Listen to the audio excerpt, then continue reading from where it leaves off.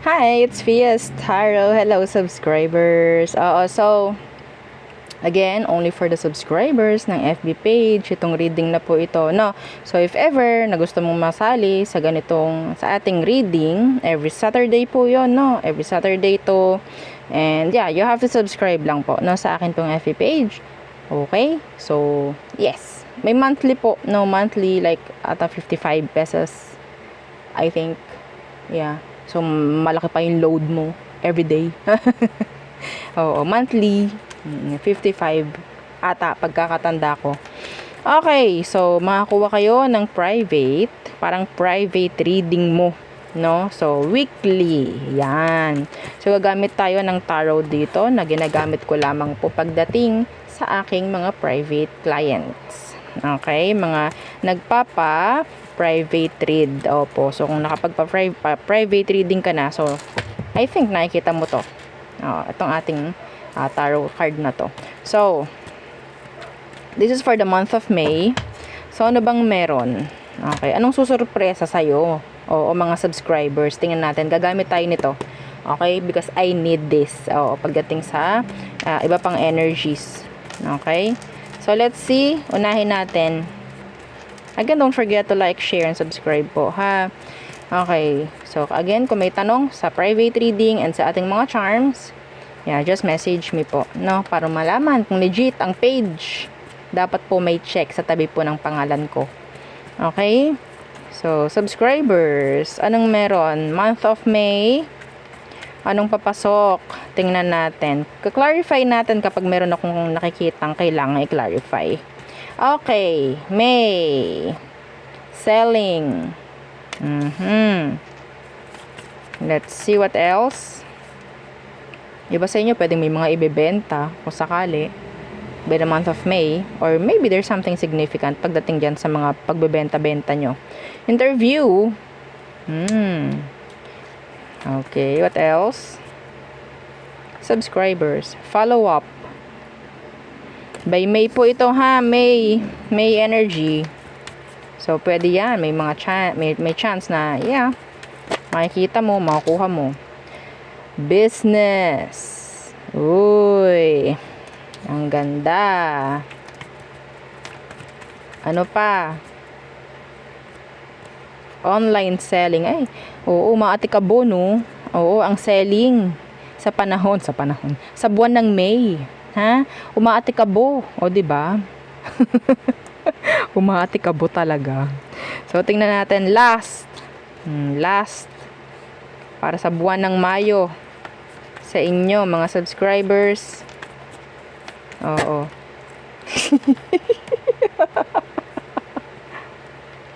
Sale.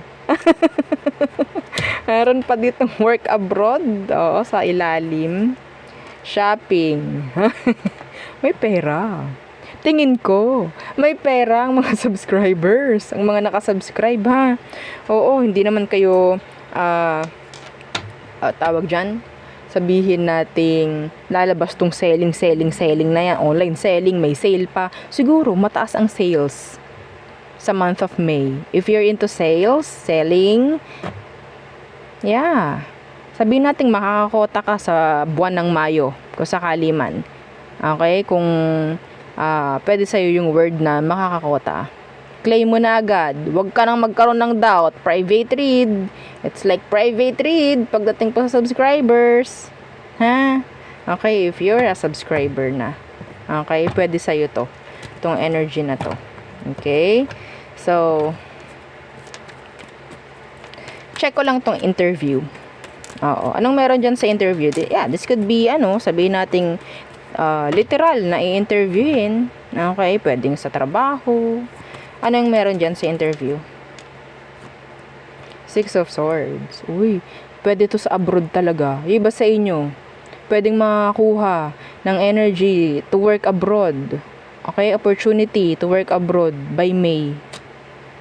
Pag alis to, interview could be sa visa, yan, sa mga applications mo. Ha? Yeah. This is action, this is forward movement. This is movement, this is like, yeah, 'di ba? This is good. May mga maha-hired, may mga makakapagtrabaho na, meron na mapopromote, merong makakapagtrabaho sa ibang bansa, yung iba sa inyo. Ang business mo, magiging okay. Yan o, sales. Ha? Okay? Iba dito, yung business mo is nasa online. So, I think, yeah, money will do good. Sabihin natin, yeah. Claim mo, wag mo sabihin sana ha, wag ka magko-comment ng sana. Naku, pag nag-comment ka ng sana, hindi ka nakasali. Okay, sabihin mo, I claim it. I claim it. Okay, akin yan. O, makipag-agawan ka, tulad ng pakikipag-agawan mo sa online live, sa live selling, o diba? Oo, ganon ha, akin yan. Mine, o diba? Mine. Oo. Ha? Mamahalin kayo. Meron ditong King of Cups. Mamahalin kayo ng inyong mga customers. Ay, ang ganda. Message lang po yun ha. Bulong lang sa akin. Mamahalin kayo ng mga tao. O, tatangkilikin ang produkto. Tatangkilikin kung ano mga serbisyo ang ibibigay ninyo. Wow. Claim nyo to. Yes, 'di ba? This is nice. Iba dito, talaga, meron kayong makukuha from your employer. Sa boss mo, or sa amo mo, yan, mga ganyang bagay. Okay? That's nice. Claim mo, wag ka na magsabi ng sana. Ha? Kainaman ka. So, ano pang meron? Tingnan lang natin. Kuha tayong 6 para sa mga subscribers.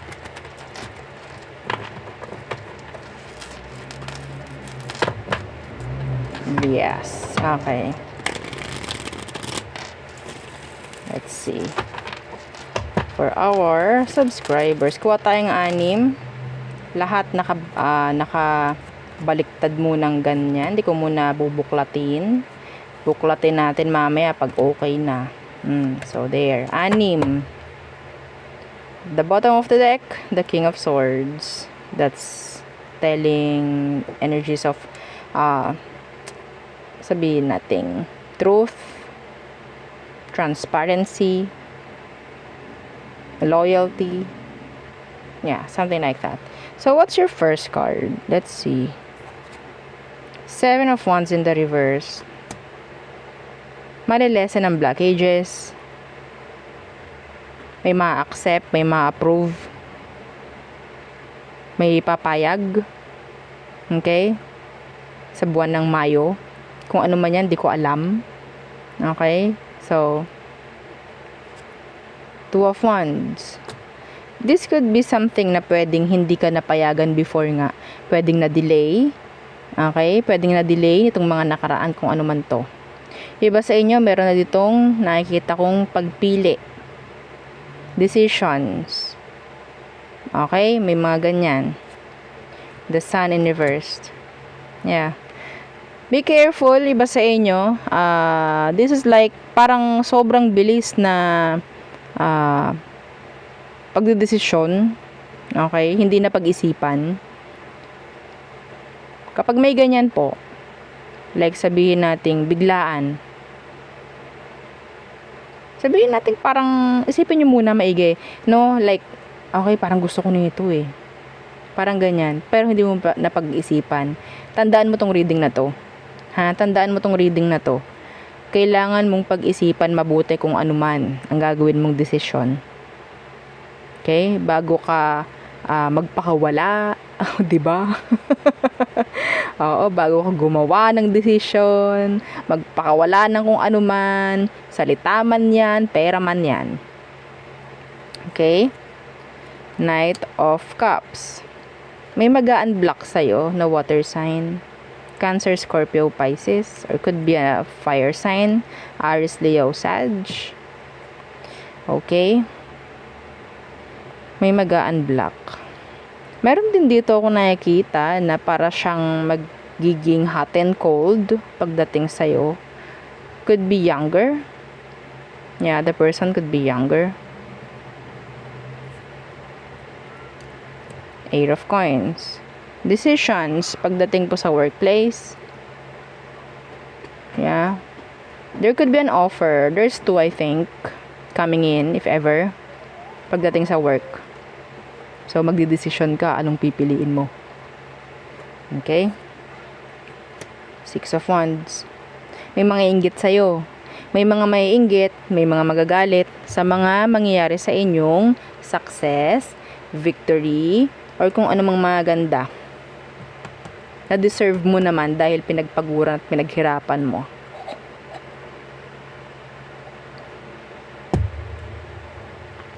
Okay? So, yeah.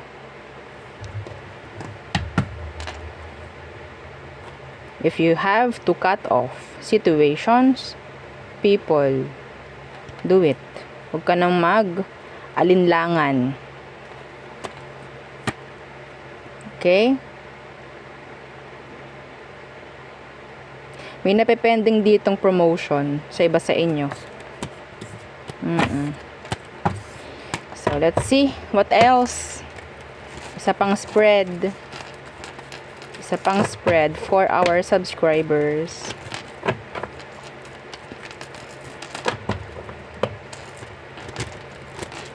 Yeah. So, apat na cards.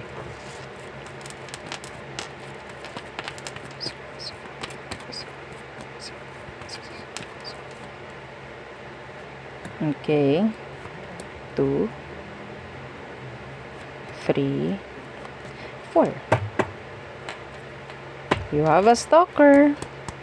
May mga nagtitingin, may mga nanonood sa'yo, may mga matang nakatingin sa'yo, subscribers. Okay, so, Two of Cups, offer.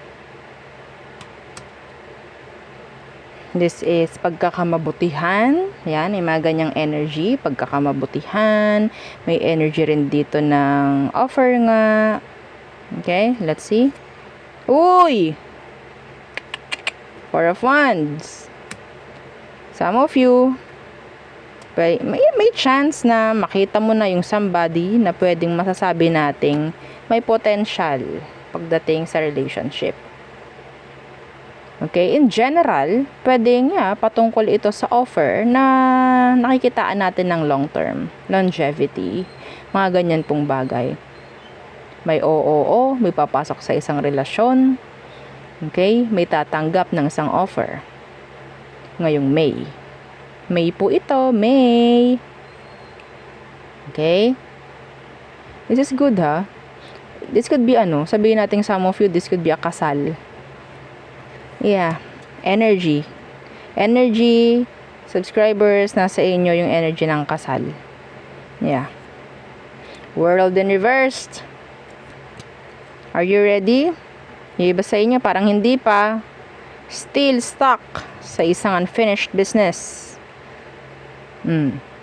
Still stuck. This could be delays. This could be delays. Death. This needs to end. This has to end. Kung gusto nyo to, I think, kung gusto nyo itong pumasok. Yan. Di ba ang ganda? High frequency to. Kaya dapat alisin to. This is changes in general. Okay? Diba dito may ibang partnership ako nakikita. Changes pagdating sa trabaho, environment, maybe ibang uniform. O may naririnig akong ganyan, that's channeled. Mayroong mga babaguhin. Okay? I'm hearing promotions. Yan. May mga babaguhin. Oras ng trabaho. Mga ganyan. Okay? May mga mababago na pagdating sa relasyon. Okay? Nawa, ito ay patungkol sa progress. Nawa. Okay? Lalo na kung kayo itong matagal na sa isang relasyon, pwede nang mapapag-usapan ng kasal. Iba sa inyo. Okay?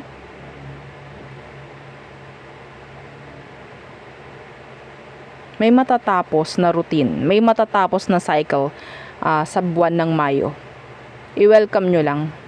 Huwag nyo pong tatanggihan. Ang nakikita ko dito, ang sign na tatanggalin ang cycle na to or i-end is merong offer na ibibigay sa iyo si universe na sabihin nating nasa higher frequency. Okay, titingnan niya titingnan ni universe kung ikaw ba is ready na to enter the new level, the next level. If not, then stay ka sa kung anong level mo. Okay, if you're ready, just claim this. I-grab mo na agad. Okay, I think this is like a 360 degrees changes na pwedeng mangyari sa'yo sa buhay mo. Pinapanood ka, sabi ko, that could be universe evaluating you. Okay? May tiwala sa universe sa'yo. Yeah, we have here the devil in reverse. May tiwala sa universe sa'yo. Hindi niya ito ibibigay ng wala lang. Maganda to, mga subscribers, ha? Oo, kahit ako, aabangan ko yan. Oo, na-excite na ako. Sa next Saturday. Oo, kung anong meron. Anyway, so yun po, ang aking reading, mga pahapyaw lamang. Oo, kasi syempre, di ba, marami pa tayong gagawin na reads. So, yun lang muna.